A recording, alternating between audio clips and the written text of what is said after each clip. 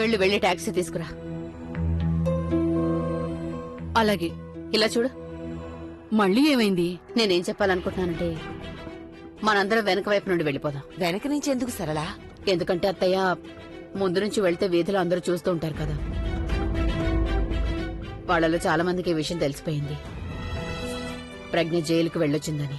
ప్రస్తుతం నేను ఎవరేం అడిగినా దానికి సమాధానం చెప్పే స్థితిలో లేను. నేను టాక్సీ వెనక్కి తెప్పిస్తాను. మనం వెనక వైపు నుంచి బయటకు వెళ్ళిపోతాం. అమ్మా, నేను ఇప్పుడే వస్తాను, ఒక్క నిమిషం. త్వరగా వచ్చేయమ్మా.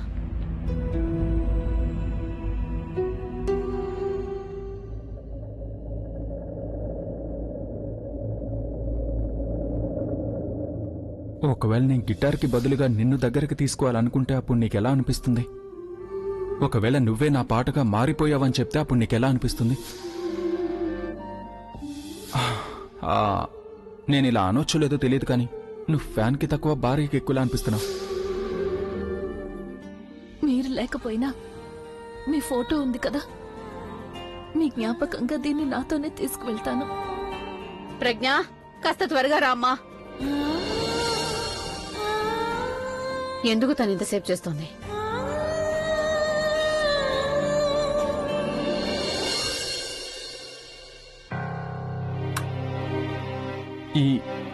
ఈ బెల్ ఎందుకు పనిచేయట్లేదు? నువ్వు ఇంతసేపు ఏం చేస్తున్నావు లోపల? పద.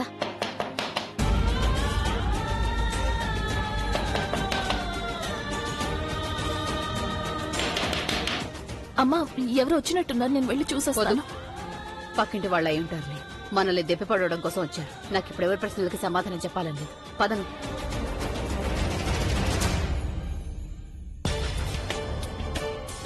ఈ నిఖిల్ ఫోన్ ఎందుకు లిఫ్ట్ చేయడం లేదు? తను నేను చెప్పిన పని పూర్తి చేశాడా లేదా? అసలు వీళ్ళిద్దరు ఎక్కడ చచ్చారా? లోపల డ్యూట్ పాడుకుంటున్నారా ఏంటి? ఇంతవరకు బయటికి రానేలేదు. దాని గురించి నీకేమైనా తెలుసా? వద్దు.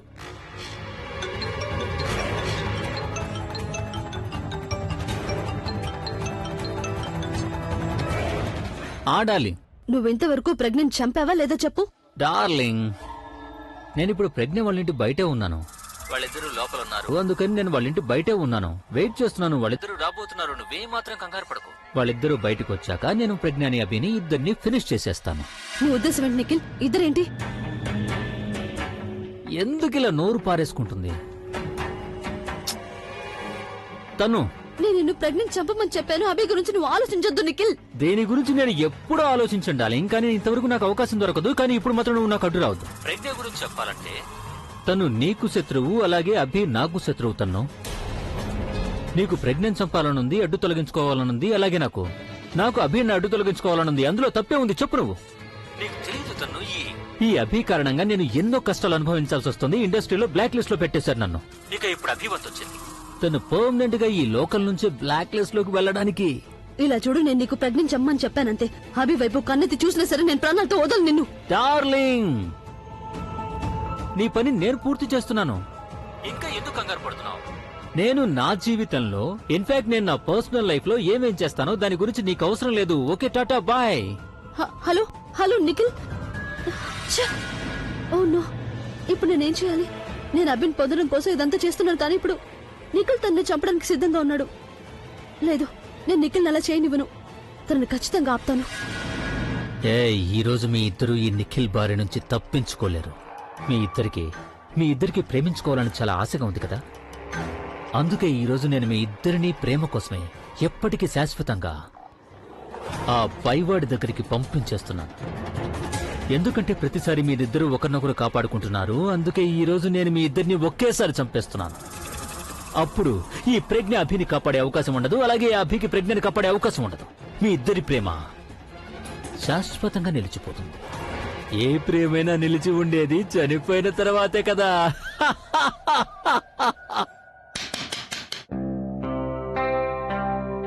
రాక్ స్టార్ అమ్మమ్మా,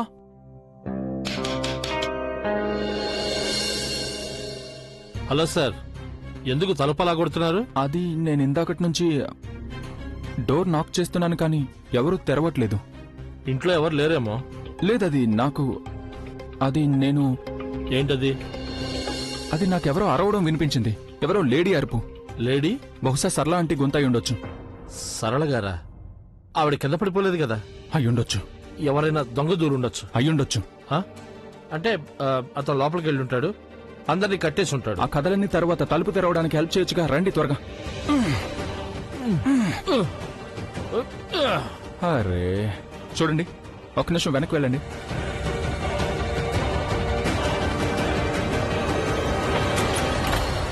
సర్లా ఆంటీ. సరళ గారు, సరళ గారు, నిఖిత, సరళ గారు, నిఖిత. సర్లా ఆంటీ, నిఖిత. ఇక్కడైతే ఎవరు లేరు కదా. ఎవరు లేకపోతే ఎవరు అరుపులు వినిపించాయి మీకు? నేను కూడా అదే ఆలోచిస్తున్నాను. ఇలా చూడండి, మనం ఇలా తలుపులు పగలగొట్టి లోపలికి రావటం, బయట ఎవరైనా ఇప్పుడు చూశారంటే మన ఇద్దరిని దొంగలు అనుకుని చితక బాధేస్తారు తెలుసా. నేను మీకు చెప్పింది వినిపిస్తుందా? త్వరగా పదండి ఇక్కడి నుంచి బయటికి. నిఖిత. నేనైతే బయటికి వెళ్తున్నా. సర్లా ఆంటీ. ఆశ్చర్యంగా ఉంది, ఇంట్లో అసలు ఎవరూ లేరేంటి? పోలీస్ స్టేషన్ నుంచి బయలుదేరారంటే ఇంటికే కదా వచ్చుండాలి. ఇప్పుడు నేనేం చేయాలి? ఎవరిని అడగాలి? ప్రవీణ్ అడుగుతాను. బహుశా తనకేమైనా తెలిసి ఉంటుంది. తనకి నిఖిత గురించి ఏమైనా తెలిసి ఉంటుంది.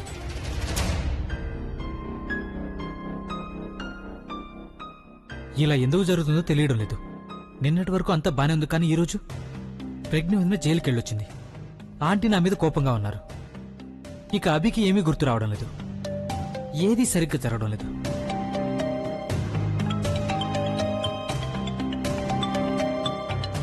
అభి బహుశా తను నిన్న చేసిన దానికి సారీ చెప్పడం కోసం ఫోన్ చేస్తున్నాడు. అభి. ప్రవీణ్, నీకు తెలుసు కదా నా గురించి. నిన్న జరిగిన దానికి ఐఎమ్ సారీ ప్రవీణ్. నాకు నీ గురించి తెలుసా? నీకు తెలిసినప్పుడు నువ్వెందుకు సారీ చెప్తున్నావు? డోంట్ వరీ, నేనేం మనసులో పెట్టుకోలేదు, నువ్వు కూడా మర్చిపో. అది సరే గానీ నాకు నువ్వు హెల్ప్ చేయాలి.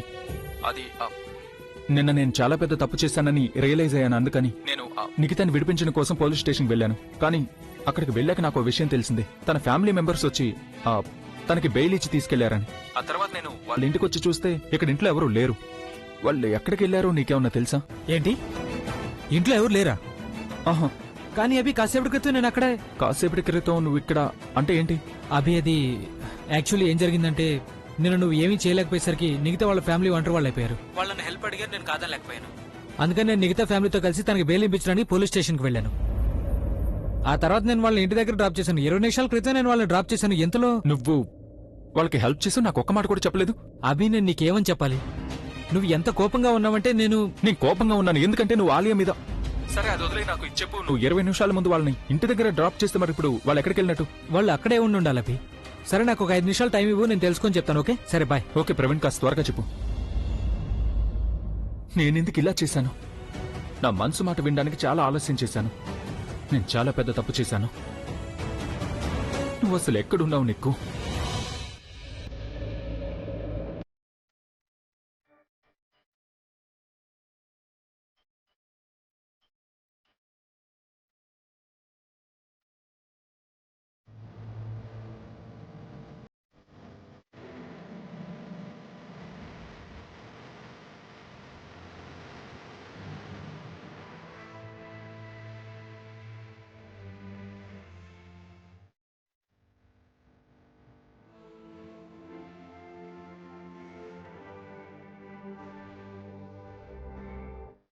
ఎప్పటికీ నన్ను వదిలి వెళ్ళరు కదా, నాకు తోడుగానే ఉంటారు కదా. నేను ఎప్పటికీ నీతోనే ఉంటాను.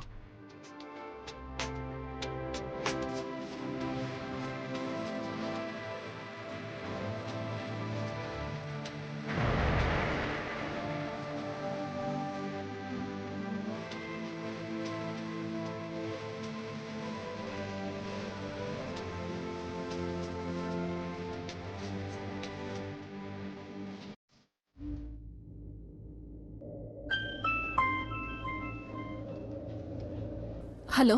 హలో వదిన. వదిన, మీరు ఎక్కడున్నారు? ఇంట్లో ఎవరు లేరేంటి? నేను రైల్వే స్టేషన్ లో ఉన్నాను ప్రవీణ్. ఈ ఊరు వదిలి వెళ్ళిపోతున్నాం.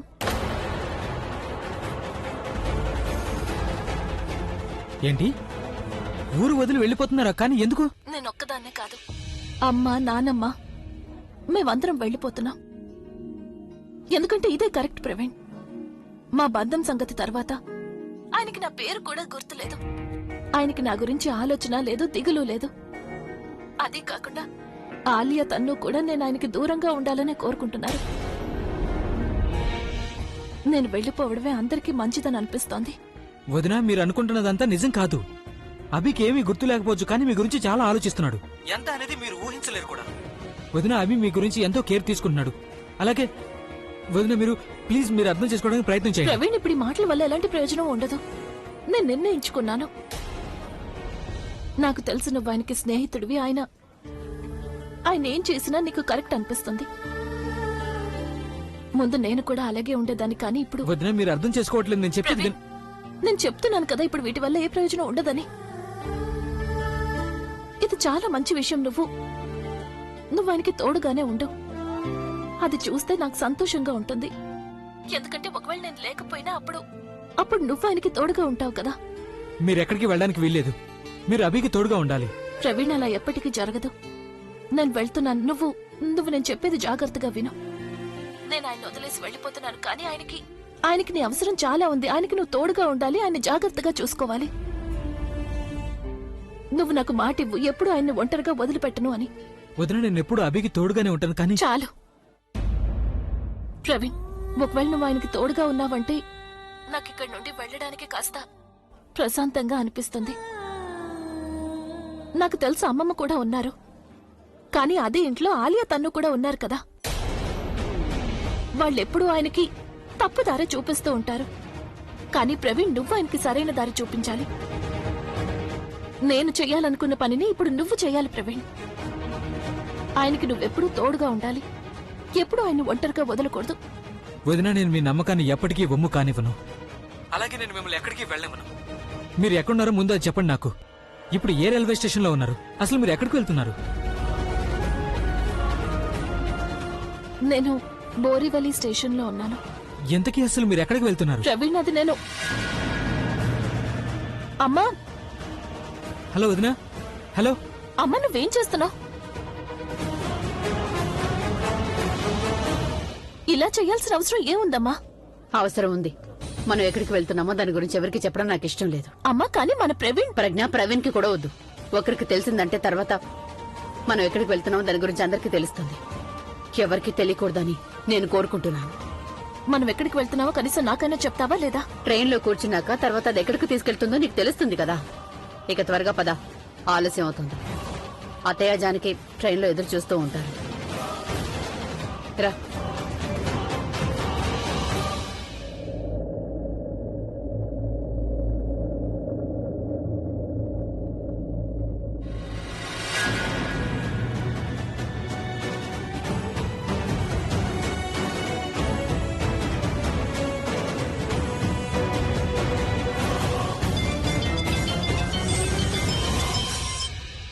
హలో. ఏమైంది అభి? నువ్వు నిఖితని తీసుకురావడానికి వెళ్ళావు కదా, మరి ఇంతవరకు నువ్వెందుకు రాలేదు? ఎక్కడున్నా నువ్వు?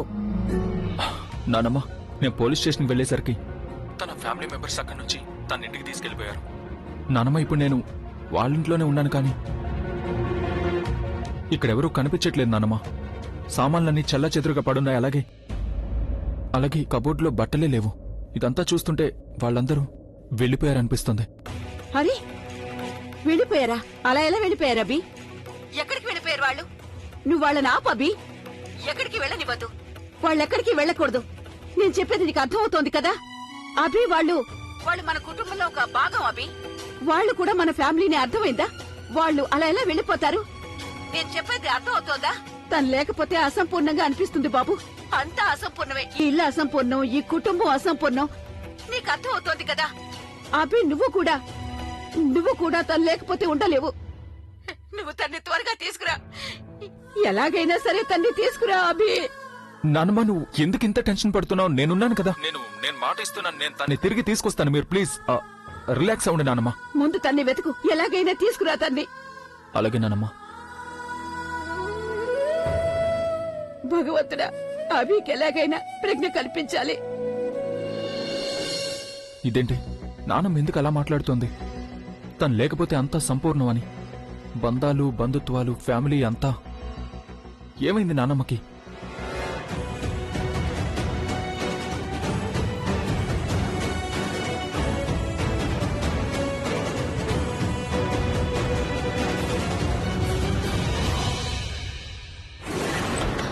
Alia, oh my god, Alia Alia అంత గందరగోళం అయిపోయింది. ఒక పని చేయబోయి అంత గందరగోళం అయిపోయింది. ఆ నిఖిల్ అభిని చంపడానికి వెళ్ళాడు. నిఖిల్?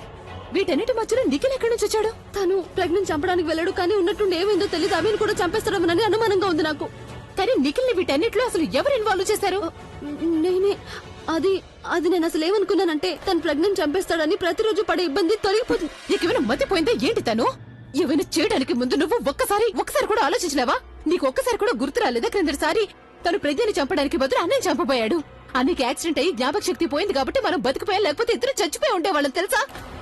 అన్నయ్య ప్రాణాలతో బయటపడ్డాడైనా అయినా నేను తన్ని ఆ రోజు వార్న్ చేశాను. తను కనుక నాకు నా ఫ్యామిలీ చుట్టుపక్కల కనిపించాడంటే అప్పుడు నేను తన్ని ప్రాణాలతో వదలను అన్నాను. కానీ ఇప్పుడు తను మళ్ళీ అన్నయ్య వైపు చూస్తున్నాడు. వెయిట్ సెకండ్, నేను ఇప్పుడే తనకి ఫోన్ చేసి మాట్లాడతాను. దీనివల్ల ఎలాంటి లాభం లేదు. నేను కూడా ఇలాంటి పని చేయొద్దని చెప్పాను ఆలియా, అందుకే కాల్ లిఫ్ట్ చేయట్లేదు తను.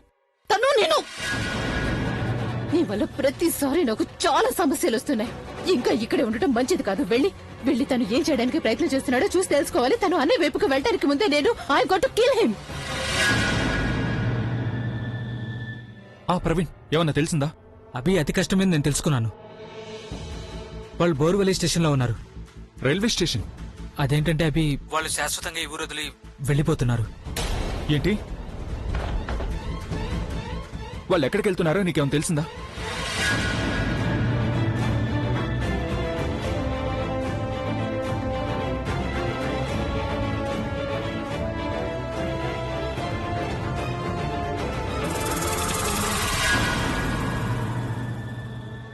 ఈ మజ్ను ఒంటరిగా వస్తున్నాడేంటి? తన లైలా ప్రజ్ఞ ఎక్కడ చచ్చింది? అభితో పాటు తను ఎందుకు రాలేదు? ప్రజ్ఞ ఎక్కడుందిరా? సరే, నేను వెంటనే స్టేషన్కి వెళ్ళి వాళ్ళని ఆపుతాను. నువ్వేమీ టెన్షన్ పడకు.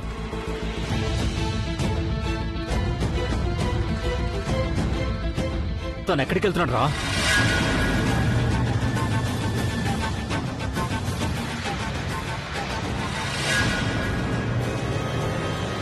రైతు సందులోకి వెళ్తున్నాడు. ఈ టెంపోని ఈ రోజే తీసుకురావాలా? సందులోకి దీన్ని ఎలా తీసుకెళ్ళాలి? ఈ అభిషేక్ మళ్ళీ నాకు దొరకకుండా తప్పించుకుంటున్నాడు.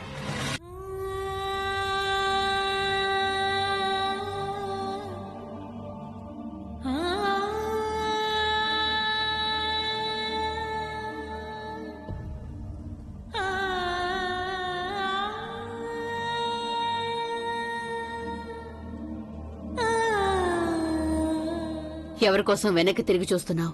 అమ్మా, అది నేను ఎవరికోసం ఎదురు చూస్తున్నావు? ఎవరికోసం ఎదురు చూస్తున్నావో, ఎవరికోసం వెనక్కి చూస్తున్నావో తను ఎప్పటికీ రాడిక. తప్పు నాదే ప్రజ్ఞ. నేనే నిన్ను తన్ని కలవనిచ్చాను. ఎందుకంటే నాకు ముందే తెలుసు మనకి తప్పకుండా ఏదో ఒక రోజు పరిస్థితి వచ్చి తీరుతుందని.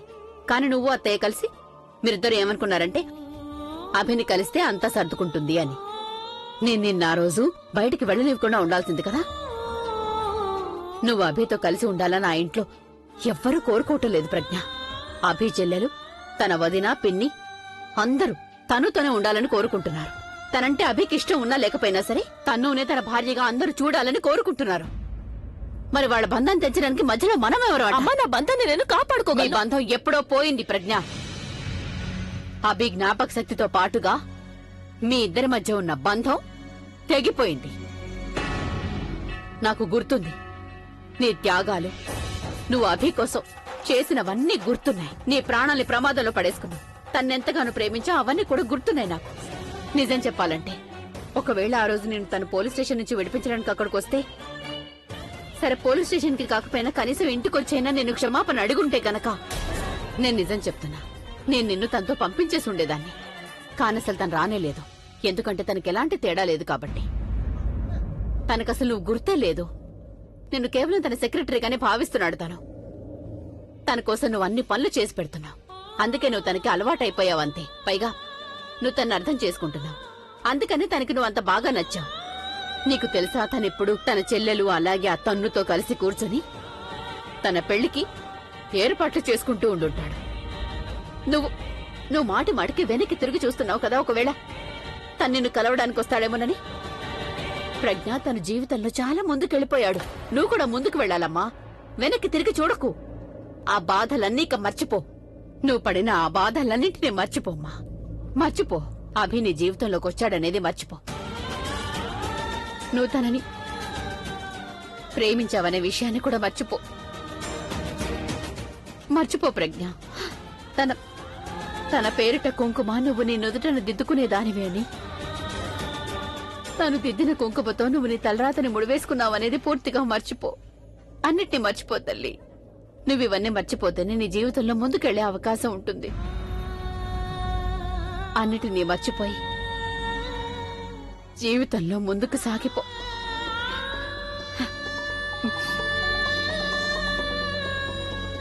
పద.